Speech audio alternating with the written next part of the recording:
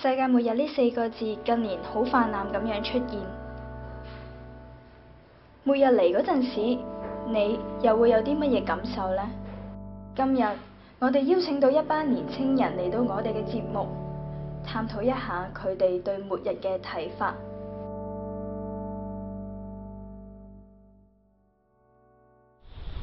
我叫 Charlie， 我係一個學生啦。我其實份人比較慢熱啲，平時都係中意匿埋喺屋企做自己中意做嘅嘢咯。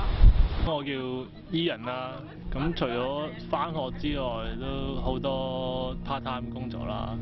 咁都係一個典型為生活奔波嘅年青人。我叫 Catherine， 咁19歲啦，都係喺呢度讀大學嘅。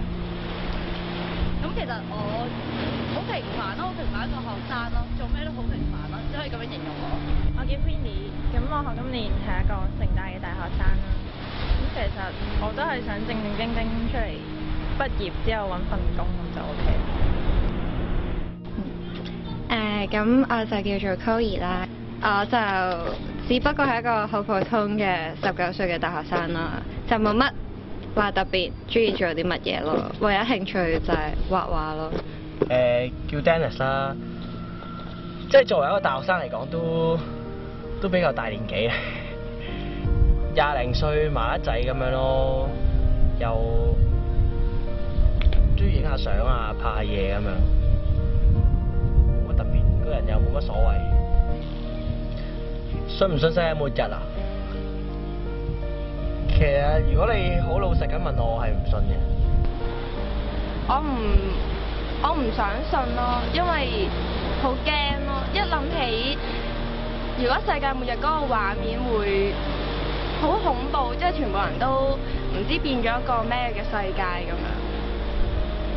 如果真係世界末日嘅話，呢個 moment 大把有錢人啊，好多國家高層啊已經去開始做嘢啦，即係點會我哋啲市民去做起先啦？我就信有世界末日嘅，因為其實點解我哋會生存喺呢個世界度，即係我哋有自己嘅諗法。even 我哋係作為一個人，其實成件事已經係好突兀、好奇怪。恐龍嗰啲都會絕種啊，何況人類。我覺得就算唔係2012咧，咁可能喺我哋30或者40歲嘅時候都可能會發生咯。因為大自然係一個生命嘅循環啊嘛，係咯，即係可能我覺得我都相信我哋呢一代可能會見證到呢一樣嘢。我覺得有始有終咯，呢個世界，我有我哋嘅存在嗰陣，一定會有終結嘅一日咯。所以其實我都唔係好驚。如果真係發生嘅話，咁我會樂觀啲去諗咯，因為當世界末日真係嚟嘅時候，起碼我仲有機會可以同我嘅屋企人、我中意嘅嘢一齊去完結呢個世界咯。因為如果我哋再過多60年，我會望住我媽咪死，其實我接受唔到，即係我呢一刻我仲諗唔到我屋企人死咗我會點樣咯。其實就好多人話可能死之前要做好多嘢啦，但係我覺得在我哋嚟講，其實我哋係冇負擔嘅喺呢個生命上面，即係可能好多有錢人佢太多顧慮，太多嘢要做啊。咁樣所以其實有咩特別要做？我覺得係物質嘅嘢，我唔係太需要。我覺得反而可能同屋企人或者同一班朋友或者甚至乎可以同你嘅另一半咁樣，即係欣然面對呢樣嘢咯。有錢又好，或者有乜嘢都好，即係都會沒收晒，我哋做啲乜嘢都好無謂。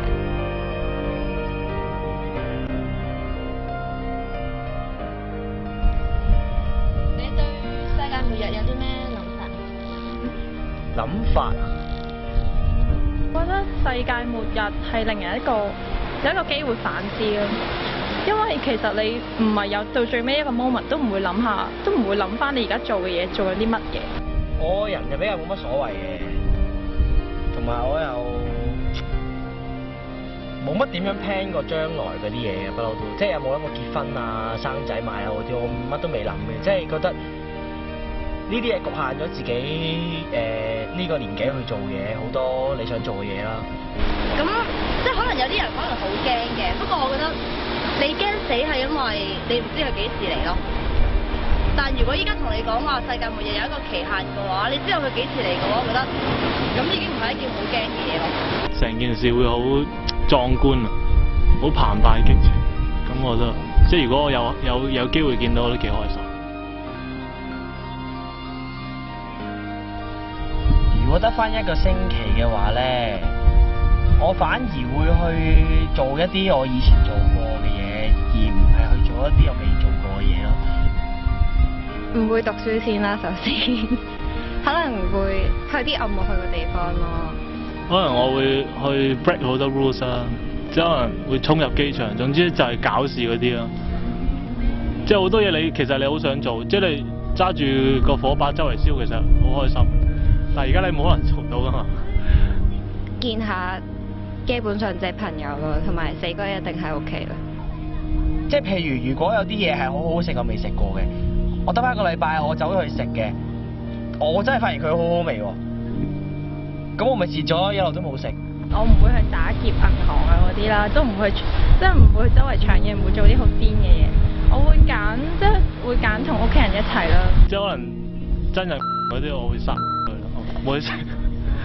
係咯，係咯，即係發癲啦，總之個人就，因為都冇損失咯，係咪先？即係衝入去揸飛機我都好想做呢啲，揸巴士周圍撞嘅啫。